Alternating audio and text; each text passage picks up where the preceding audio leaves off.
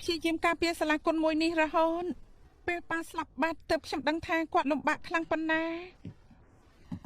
ចាំងវ៉ាធើក៏ដូចគ្នាគាត់ដូចជាសាច់ញាតិរបស់ខ្ញុំក្រៅពីក្បាច់គុណខ្ញុំដឹងថាអ្វីក៏គាត់ធ្វើមិនបានដែរមិនដូច្នោះគាត់ក៏មិនមែនឈ្មោះចាំងវ៉ាធើ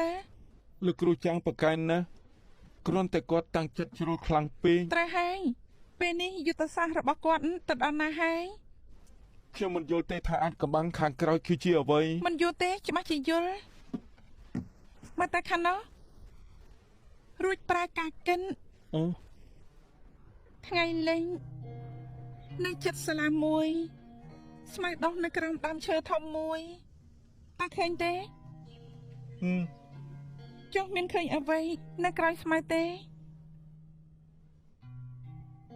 មិនឃើញទេចុះនាងភ្លើងភ្លឺហើយអេឆាប់អធិដ្ឋានសុំពរទៅក្នុងការប្រកួតខ្ញុំចង់វាយឲ្យបានល្អបន្តទៀតខ្ញុំចង់វាយឲ្យដល់វគ្គផ្ដាច់ព្រាត់ដើម្បីបានលុយរង្វាន់បន្តមកទៀតនាំប៉ាម៉ាក់មកទីនេះត្រូវគិតឲ្យបានវែងឆ្ងាយជាងនេះខ្ញុំជួយលោកអាចឈុនចង់បានផ្ទះចង់បានឡានរួចនាំប៉ាម៉ាក់របស់លោកទៅដើរលេងគ្រប់កន្លែងគោលដៅទី1គឺនៅអាមេរិកខ្ញុំធ្វើកាយឲ្យលោកបានលេងជាឈុននឹងឈានដល់ឆាកហូលីវូដគិតមើលទៅមកធ្វើបានតាល្អប៉ុណ្ណាខ្ញុំមិនដែលគិតរឿងបែបនេះទេលោកត្រូវមានទំនុកចិត្តលើខ្លួនឯងឲ្យច្រើនជាងនេះ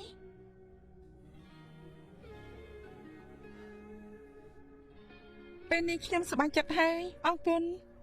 ខ្ញុំក៏ដូចគ្នាពេលខ្ញុំដល់វគ្គ4ចុងក្រោយខ្ញុំនឹងឲ្យកាដូមួយទៅលោកតើជាកាដូអីសម្រាប់ទុកសិន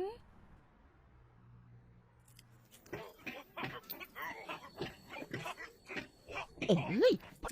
ដូរការប្រកួតរបស់ជាបន្តទៅទៀតនេះសូមអញ្ជើញកីឡាករលាវជាឈួនឡើងមកលើសង្វៀនប្រកួត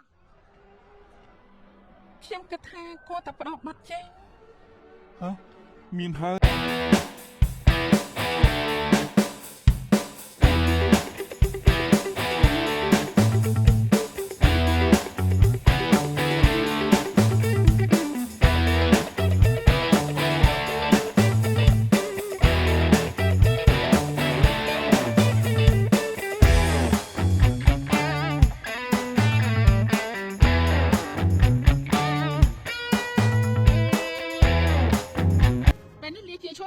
មានប្រជាប្រិយភាពនៅក្នុងបណ្ដាញសង្គមបានប្រទះឃើញថាគេនឹងមិត្តភ័ក្តិរបស់គេបានឆ្លាលក់អាហារនៅផ្សាររាត្រីហើយការរកស៊ីក៏កាក់កបណាស់ដែរចំពោះលាជាឈួនដែលដំណើរឲ្យក្បាច់គុនបុរាណតែលោកយល់យ៉ាងម៉េចដែរខ្ញុំឮថាគេលក់ត្រីងៀតនៅផ្សាររាត្រីគួរតែដឹងថាយ៉ាងណាត្រីងៀតគ្រាន់តែជាត្រីងប់មួយក្បាលប៉ុណ្ណោះ